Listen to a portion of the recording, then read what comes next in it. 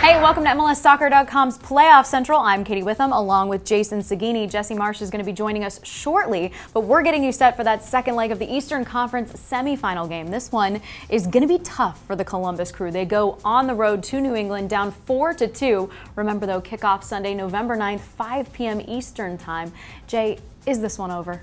Well, wait a minute. Over? Was it over when 42-1 underdog Buster Douglas was getting ready to face Mike Tyson in 1990? How about San Jose down 4-0 on aggregate in their matchup against the LA Galaxy in 2003? And what about was it over in 1993 when the Buffalo Bills were down 35-3 in the third quarter and down to their backup quarterback? Was it over when the Germans bombed Pearl Harbor? No! Oh boy, I think we lost him. Okay, back to Jesse in a minute. I guess it's not technically over, Jay, but what does the Crew need to do? Yeah, when you look at it, you know they need to score goals. They need to win 3-0 at a minimum. If they give up any goals, it gets tougher from there. The Crew were overrun in the midfield in the first leg. They need to turn that around and start winning some of those midfield battles. All right, well, let's take a look at some of the numbers from that last game, and you'll get a better idea of what Jay was referring to. Tony Tchani completed just 74% of his passes. That's the second lowest percentage of the season, but more importantly, he only completed 47% of his passes in the final third. That, by far, his lowest of the season. And when you move it over and look at his heat map from this game compared to the game that they played a couple weeks ago in New York, which the Crew dominated, you can see that against New York, Tchani was able to sit and patrol the middle of the field, winning balls and starting the attack. But against New England, he was pulled all over the field, leaving room in the middle for New England's playmakers to do damage, as well as making it a lot less predictable for the Crew going forward. All right, Jason, we'll head over and join Jesse. I think he's probably cooled off a little bit by now. We know what he thinks and the fact that they do still have a chance,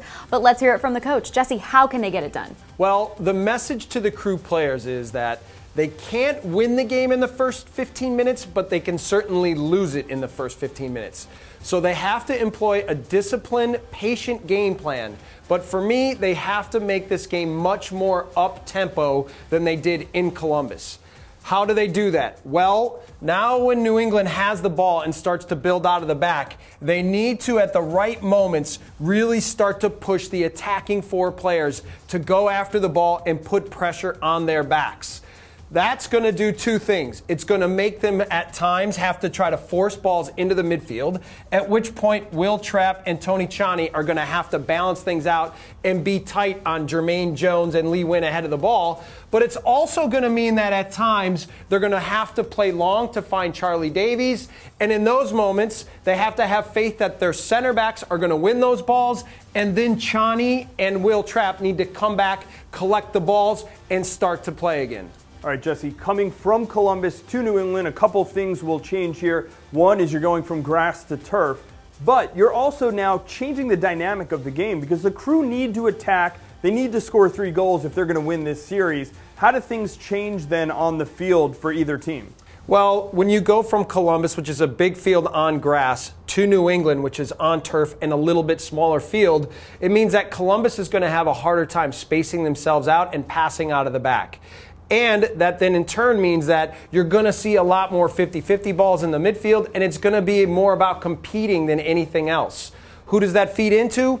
Probably New England, because they're used to playing on that field. They know what it's like, and they're used to winning on that field. So it's more going to be less about personnel changes and more about what's the mentality of each team. If you're Jay Heaps and you're coaching the New England Revolution with this lead and the away goals, does anything change tactically? Is he having guys sit further back? Does Lee Nguyen get forward as much to attack? How is he going to change things? Or if you're Jay, do you just say, hey, do what worked and let's keep going? I wouldn't change anything in terms of personnel. The one thing for sure is they need to have a good start, and one way that they can let an early goal slip away from them is if they don't handle defensive set pieces the right way. So their mentality is to have a good competitive start, make sure they take care of set pieces, and know that as the game progresses, Columbus will get more and more desperate, which means that there'll be more plays to catch Columbus on the counter. So it'll be interesting in the late stages of this game if it is tight. All right, well, I got to get a prediction from you before we go. So what do you think happens in this game on Sunday afternoon? Well, I know I said all the Pearl Harbor stuff, but I really don't think Columbus has any chance in this game. And it probably winds up being a 1-1 tie. It'll be hotly contested, but I just don't see Columbus being able to do it in New England.